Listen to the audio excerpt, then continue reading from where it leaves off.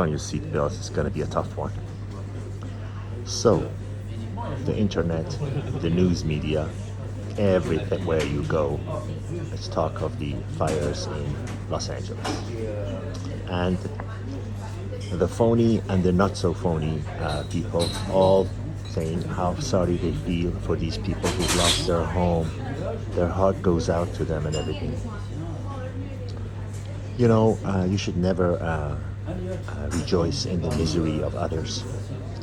But facts remain facts. Majority of the people that lost their home in these fires were living in a very affluent zip code. People that have ample insurance. People that even without insurance could stay in five-star hotels for the duration of the time their homes get rebuilt. And without a blink. Now, can you say the same thing for people in Carolinas or an average Joe who loses his home in a fire or another flood or hurricane or some sort of disaster? And more importantly, would you even hear about it?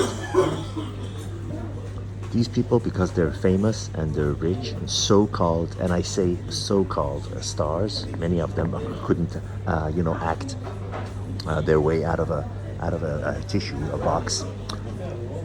Just because the news media has attention on them and is covering them, do you think their misery, their problems are worth more than an unknown guy who loses his house? Do you think these Hollywood wealthy actors would even wink twice about someone that they don't know in another place far away in the country that lost their home, their little two-bedroom, one-bathroom home to a fire or hurricane or earthquake or another natural disaster, or not be able to pay their mortgage and they were repossessed? Do you think these Hollywood people would care about that? Or do you think they care about which hairstylist they're going to go to and which $7,000 Valentino gown they're going to buy to show off to each other during the next event? I said the same things when I made a video about that Matthew guy, I don't even know what his last name, who died from alcoholism and drug overdose in his own jacuzzi. Stop thinking that you're somehow connected to these people because they're famous. Stop thinking that you're somehow sharing their sorrow. Stop thinking that they actually know that you're alive. They don't.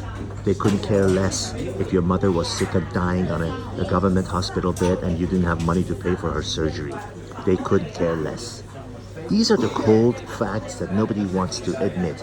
I saw some woman coming saying, you know, God didn't burn Hollywood, fire did. No kidding. No kidding. And then she ends everything by saying, be better. Sitting on her high horse, lecturing to everyone on how to act. Little she knows that it was lecturing to others on who to vote for, on who is important, on what is not important, that made all this resentment of Hollywood celebrities grow.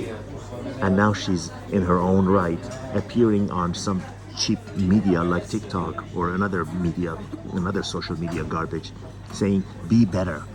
Oh, like she's better. Okay, how much of your money are you contributing to rebuilding the homes of the stars?